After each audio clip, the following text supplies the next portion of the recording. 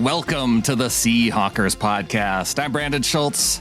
The Seahawks had their mock game Saturday afternoon. Geno Smith, Drew Lock battling it out against the first team and the second team.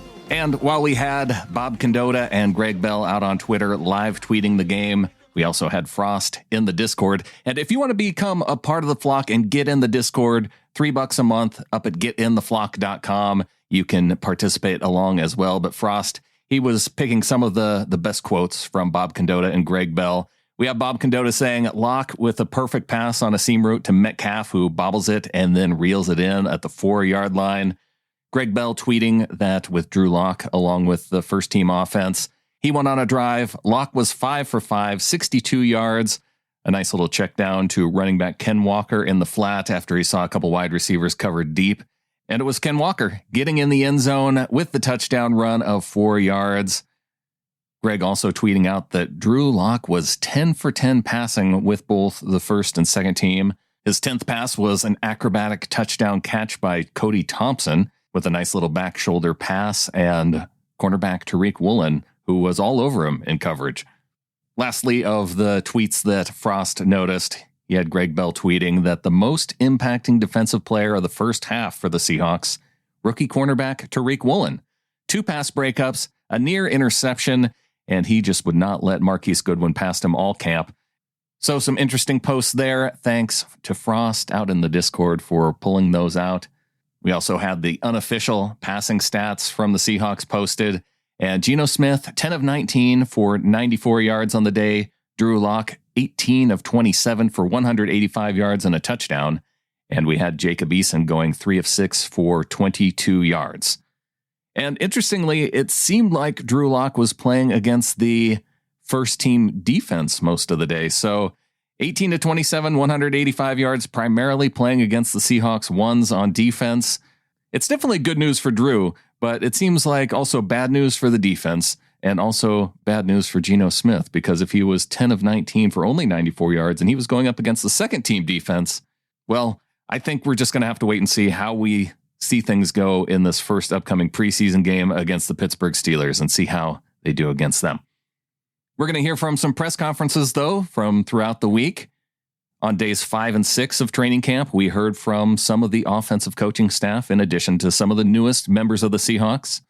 We're going to start with Charles Cross, who talked about the biggest difference between playing in college and playing in the NFL. I'd say definitely the play style, like the play calling. It's a variety of run and pass. But I feel like it's going pretty well. I'm just doing pretty well. Next up is rookie running back Ken Walker, who talked about his experience at camp so far. Yeah, it's been pretty good. The first couple of days was kind of hot, so had to get into that. But it's been good. OTAs made it a lot easier for me to get acclimated. And then you got Penny, Homer, and all the older guys are always willing to help me get better. So it's great having those guys, and it makes it a lot easier for me to come out here.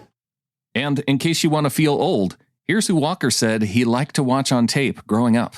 I would say growing up, I watched a lot of backs, but a back that's here, like in the league now, I used to always watch Saquon, like in high school. So that's somebody I used to watch all the time. Ah, yes, those good old days when Walker was in high school and Saquon Barkley is still a running back in the NFL. The last of the trio of rookies to take the podium was Coby Bryant, who also touched on his camp experience.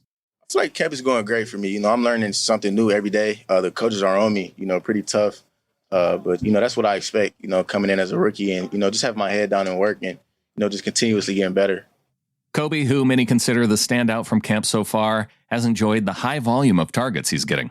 Me being a competitor that I am, I love it. I don't like days where I don't get targeted because, I feel like I'm not getting better. But, even when those days do happen, I have to do something different that I didn't do to, make myself better. And before we get to Shane Waldron and Andy Dickerson, let's hear from Uchenna Nwosu, who spoke about his acclimation to Seattle. I feel like I've done pretty well. Starting to get a little warmer, which is nice. It's not too hot. But yeah, Seattle's cool. It's a nice city. I'm still, checking places out. I'm still seeing different things, but overall it's nice. Taking a break from the move-in process, Nwosu had a chance to go to Ghana to scout future talent as part of an NFL program. Yeah, it was nice. I was able to, do the thing with NFL Africa and go to Ghana and, try to look for players, to help bring to the States and, possibly play in the NFL as part of that pathway program. So that was a good experience. I'm looking forward to doing that again. There were definitely some guys that knew the game, definitely, of course, teaching because there's no football over there. But I was surprised by the amount of athletes that were there that knew how to play. They have facilities out there where they train and work out and they practice and things like that. So, those guys just keep getting better, and there's going to be more and more in the future. And speaking of scouting new talent, here's what offensive coordinator Shane Waldron had to say about Drew Lock.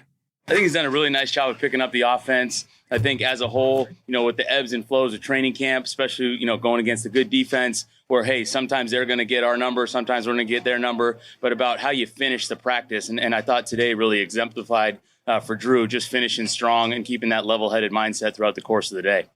The return of a certain recently extended receiver, DK Metcalf, if that wasn't enough of a hint for you, it should help Drew Lock's performance in camp.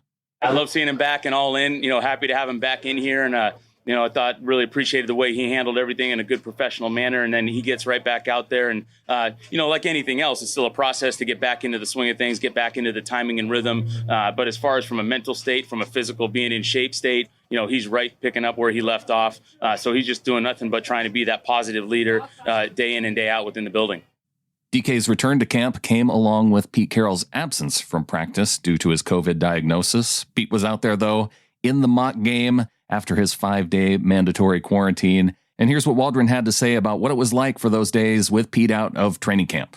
His presence is missed, but I think the one thing is he set such a good standard for this program, the way we handle our business day in and day out. So, unfortunately, COVID got to him and he's in there in spirit and also on those Zooms, which is the one positive thing that we did take away from COVID, the ability to adjust and adapt when we do have to get on some of those Zoom calls. So, Carl Smith did a great job taking over, and then everyone else just steps in and fills in roles just a little bit more until he returns.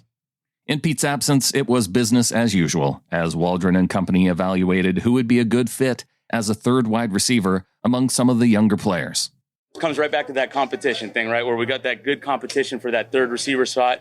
And Freddie Swain is always going to be steady. He's always going to be working hard, playing tough, knowing what to do, looking for his ops. And I think he's done a great job, again, of picking up, like he did last year, of where he left off, knowing the system and being really that physical presence sometimes in that receiver room where he needs to get in there and do some of the dirty work, move around a little bit, and then still provide good options in the pass game there. And then outside of that, we got a bunch of guys that are in a group. We got some young guys. We got guys like Cody Thompson and Aaron Fuller that have been around, that are competing and still up in their game every day that they're out here.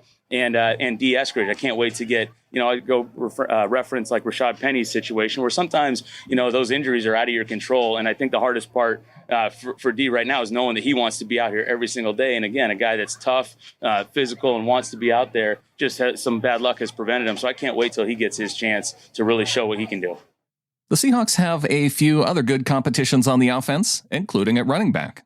Yeah, I think competition just brings out the best in everybody. And we got a lot of good competitions across the board. So when you look at that running back room, you got guys with different levels of experience. And obviously with Rashad coming in here, had some bad luck throughout his career, right? That's the bottom line. And he comes in here hyped up, ready to go, in great shape and pushing himself. And then so he starts it, and then everyone else has to catch up. And Ken Walker's done a great job of getting right in there. And then we know, like, Travis Homer and DJ Dallas, they're coming to work every day. And then Josh Johnson and Darwin Thompson, like, all of those guys are pushing each other. And you really feel their juice. Because I think the one thing that Chad Morton's done such an excellent job for us on offense is bringing that energy, bringing that feel of, hey, what's that running back position provide to the day in, day out feel of the offense? Because it's not just running the ball. It's the energy. It's how they finish. Like, they can really be those tone setters. And so starting with Rashad, moving right on down with the lead of Coach Morton, like, those guys have done a great job of that.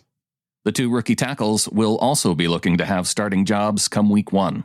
Both Charles and Abe have done a great job of really melting right into the veterans in the group. And it goes right back to the competition with Stone and Jake, the different guys there that are rolling in with them. Just like we talked about with the quarterback position, they're all helping each other. And those guys, some rookies might take a little time to figure out how to fit right in. And those two guys have both come in with that professional approach. You see them around here all the time, kind of just hanging out in the building, wanting to be a part of whatever they can. And with Andy Dickerson and Kali'i Cueva, just being able to work with them day in and day out. And, they can't get enough football. So that's a good starting point for some football players right there. Lastly, Austin Blythe is expected to nab the starting job at the center of the line. I think for Austin with the communication part, that's so important to me. I mean, being around John Sullivan back in LA and even going way back to Notre Dame, he was a center that had such great command and control and charisma at the line of scrimmage. And then when Austin was able to step into that role when Sully retired, you really saw Austin had learned from him and taken those things. So I think he's transitioned all those tools that he's learned as a communicator, because he's already got the leverage, the play skill, all those things. But his communication is at an elite level. So you can see him come into a new building and not just about getting out there, but about helping the rookies, about helping guys with calls, about working together with the offensive line. So, I think Austin's done just an excellent job of coming in and being a new guy in the building, taking that time to get in, get acquainted, but then taking on a leadership role. And you can see it growing each day. Here were offensive line coach Andy Dickerson's comments on Blythe. He's had a history with similar offense, the offense, his communication skills with the guards. He's played guard and center in this system. So his ability to talk to the centers, the guards, and the tackles, because he's hit the different type of blocks with, multiple different guys. And, the right tackle may hit it one way. And then again, as you see, we have different guys rolling in every time. So just to understand the different combinations, the communication, ask good questions. So just that experience. So, I'm just bringing that in everybody and working with everybody. Dickerson also spoke highly of right tackle Jake Curran. A true pro number one comes in and, able to play guard spots and tackles. And the cool thing is to see him and Stone talk to those younger rookie tackles and other players. And the way I'll leave the field and sometimes they'll be out there doing drills and I'm like, oh, good job. So the fact that their leadership, their experience when you've had to block and set a guy in an NFL game home and away, it's just a totally different experience. You get more comfortable with every time you do something for the first time, and he's not afraid to share the knowledge and, help the room get better altogether. Wrapping up, here were his impressions of the Seahawks first-round pick, Charles Cross, so far. I think he's been pretty consistent and steady with it because, he's quiet but not quiet. It's kind of weird. He's just been himself. He comes in, he asks good questions. He's engaged all the time. He's answering questions. I'm asking questions to the right side about a combination block, and he's answering it. So, I don't think I've learned anything new yet, right? Just spending time with all the guys, but, just happy with, the way he comes to work every day. He's got a great demeanor, smile on his face. He's trying to get to work, coach. Let's go. That's going to do it for today's show. Thanks to Wilson Kahn for producing this episode. Follow him out on Twitter at Wilson_Kahn, CONN. And like I said earlier, if you want to become a member of the flock, you can go to getintheflock.com. You can be part of our Discord. $12 and above gets you into our Facebook Ring of Honor group. A lot of Seahawks talk happening in both spots. And so if you want to be a part of it, you know where to go. And until next time, go Hawks.